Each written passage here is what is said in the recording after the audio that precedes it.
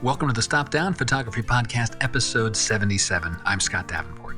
Today's topic is your mid-year photo goal checkpoint.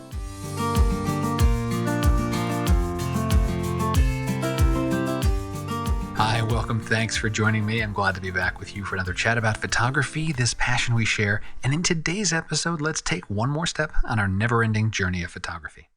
At the beginning of 2021, you likely set a few photography goals for yourself for the year. I set a few of my own, and I talked about those back in episode 52 of this podcast.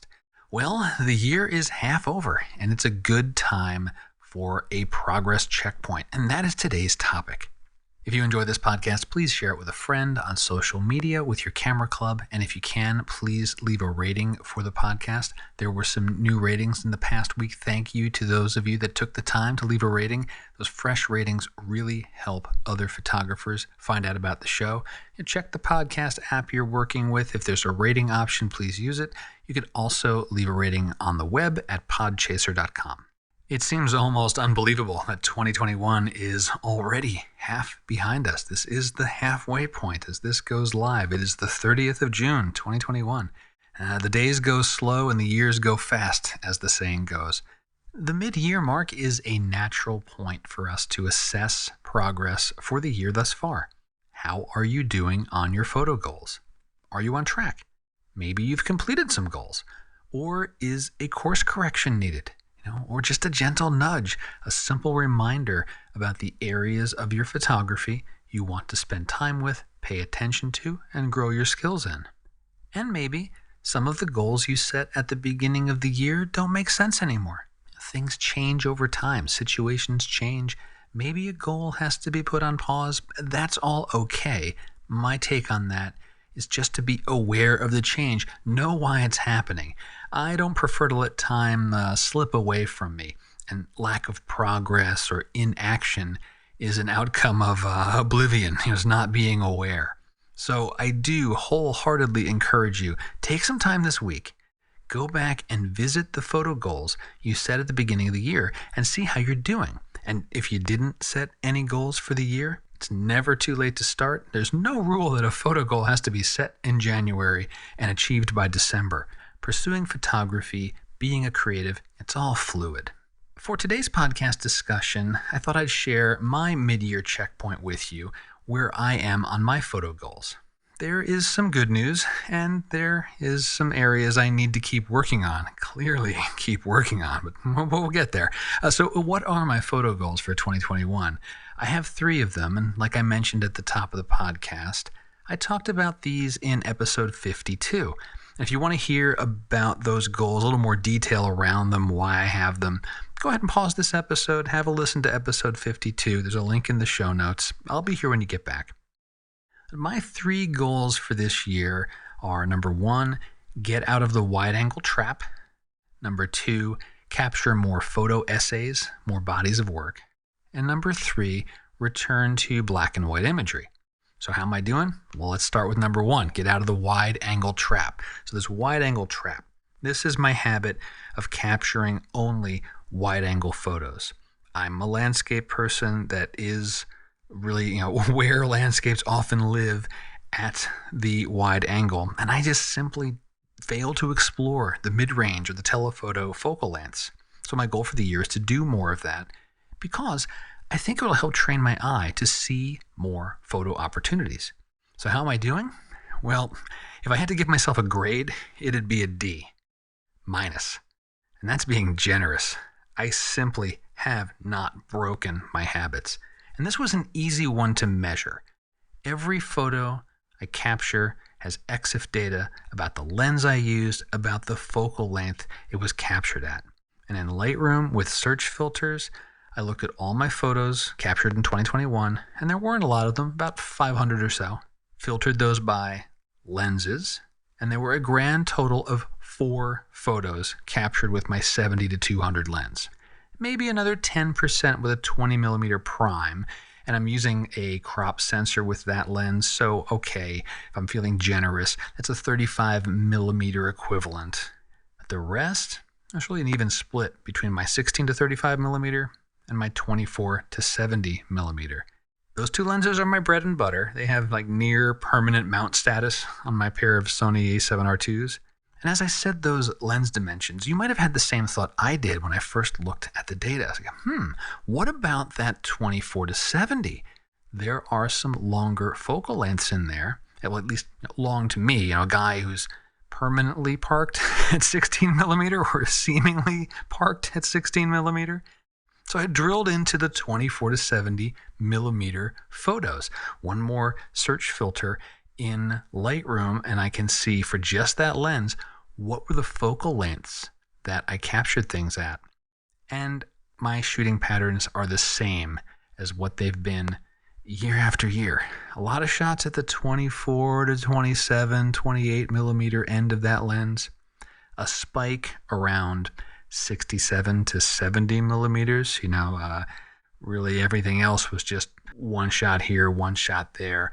If this were a histogram, there would be a big spike in the shadows, a valley that's nearly empty, and then a big spike in the highlights.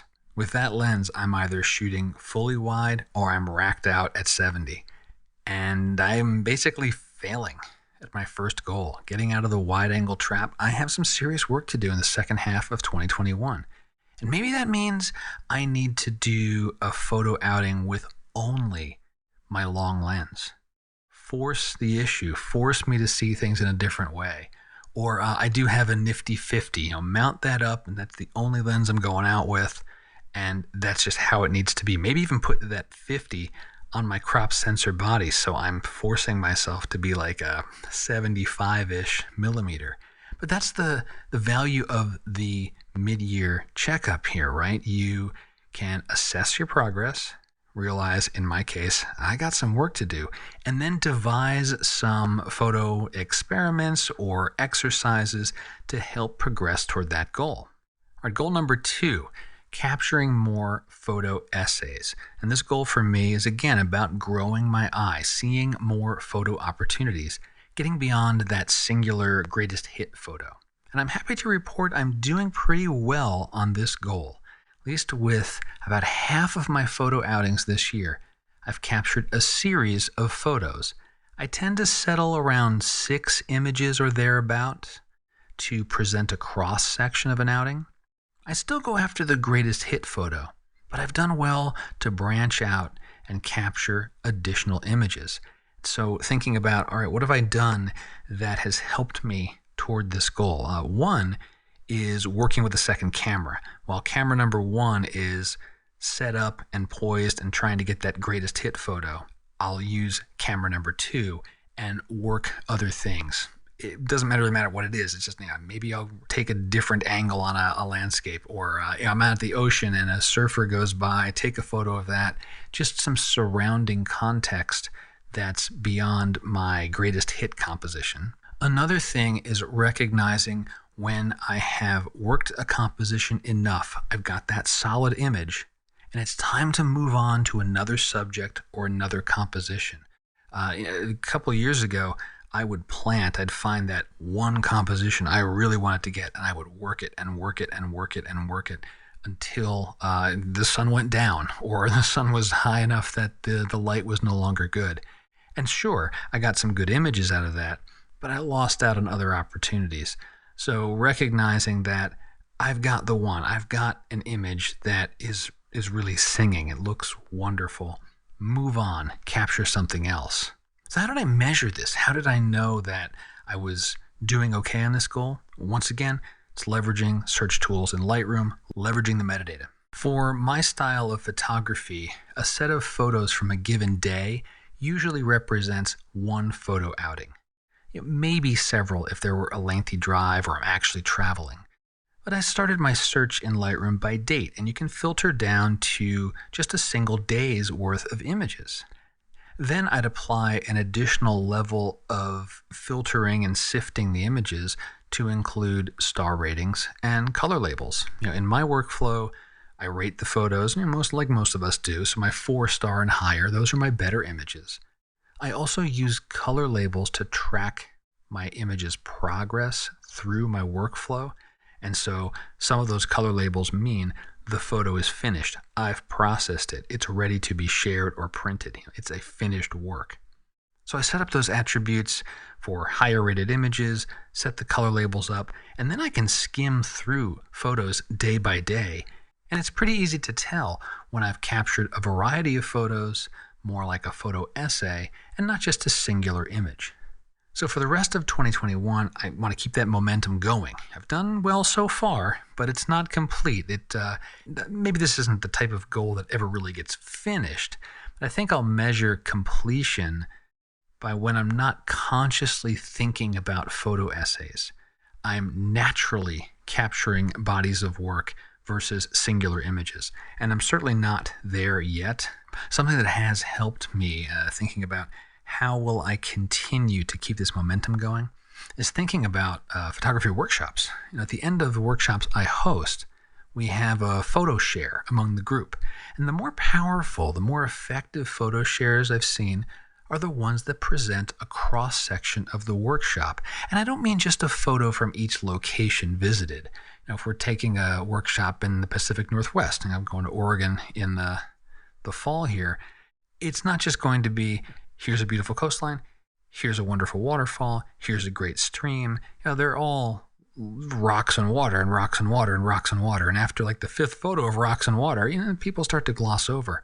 It's the sequence that has a mix of imagery. Maybe there's the sweeping landscape and then some close-up detail work or something else that indicates the spirit of that location, that town, whatever it might be. Just having that cross-section, that mix of subjects. So that's what I'm going to try to keep in mind as I go through the rest of this year. The progress has been good. I got to keep that momentum going. And my third goal, a return to black and white imagery. Now, I've had an off-again, on-again relationship with black and white photos, and in 2021, I wanted to rekindle that work, particularly with long exposures at the ocean. That's a separate photo project I've been working on for several years, slowly building up this body of work. And how have I done in the first half of this year? Pretty well.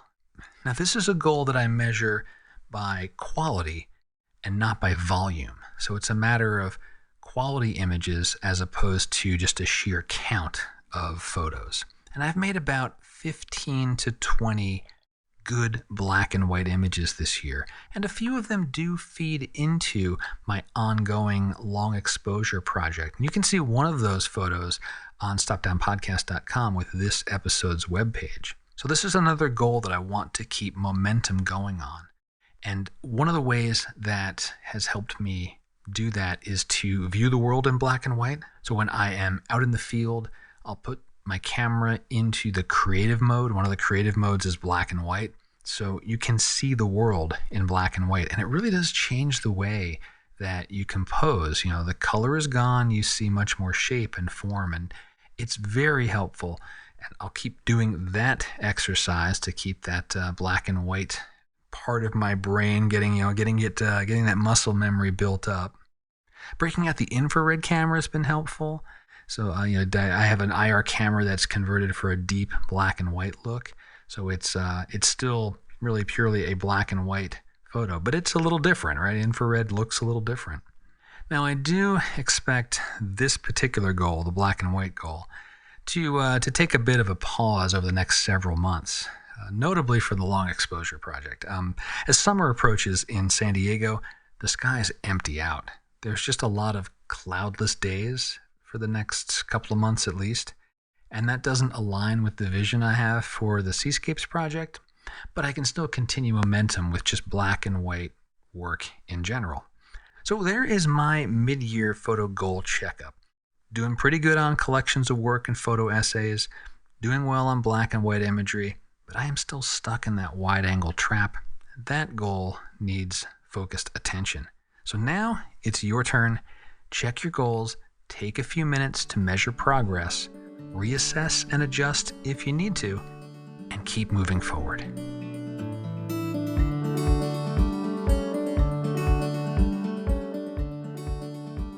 A little bit of studio news. I talked quite a bit about some Lightroom workflow items in this podcast and leveraging metadata to sort and sift and funnel images into smaller sets. as metadata is like super powerful and we get a lot of it for free with our digital images. I do augment it with human added metadata, star ratings and color labels and flags and so forth. If you're interested in this kind of stuff, I wrote an ebook and produced a video course detailing my entire Lightroom workflow. Everything from the folder structure to how and why I apply metadata, smart collections, and searches so I can not only just find and group photos, I can track my workflow and be able to answer questions about my photography like we're talking about here. It's called Lightroom Asset Management. The photo video combo, it runs about $15. It's a good bargain. I'll put a link in the show notes if you're looking to up your metadata game and answer some more intriguing questions leveraging the data that you already have in your catalog. Thanks as always to the supporters on Patreon. Had one or two new signups this week. Thanks very much for joining me over there. I can't tell you enough how much I appreciate your support. It is what makes this podcast possible, and your support's helping thousands of photographers enjoy photography. And patrons, I am starting work on something new. I think it's going to take me a couple of months, but a new video course. And patrons, you tend to start seeing sneak peeks at it earlier than when it releases. I'll probably be asking a couple of questions and getting your feedback on it. And generally speaking, I end up giving those courses away for free to the patrons as a way to thank them for their ongoing support. So if you're in the Patreon community, be on the lookout for some posts coming in July about this new project. And if you're interested in learning about the Patreon community, checking out what we're doing over there, hit the show notes. There is also a support the show button on all pages of Stop Down Podcast.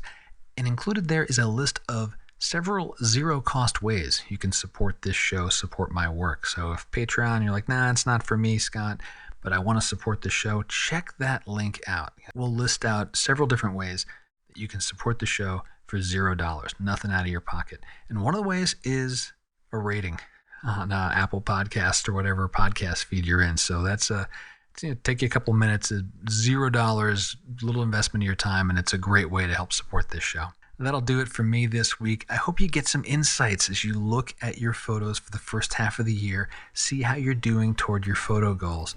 And again, if you haven't set a goal for yourself, go ahead and set one, just one. One's all it takes. Some little maneuver forward on your craft. You'll be happy that you did. Those little tiny steps over the course of years of photography, they pay off. They really do pay off. You're going to improve. You'll keep moving forward on your photo journey, because it is a journey. It is not something that happens overnight. Nobody is born knowing photography. We all need to learn it, and we all can learn it. And until next time, my name's Scott Davenport. Have fun.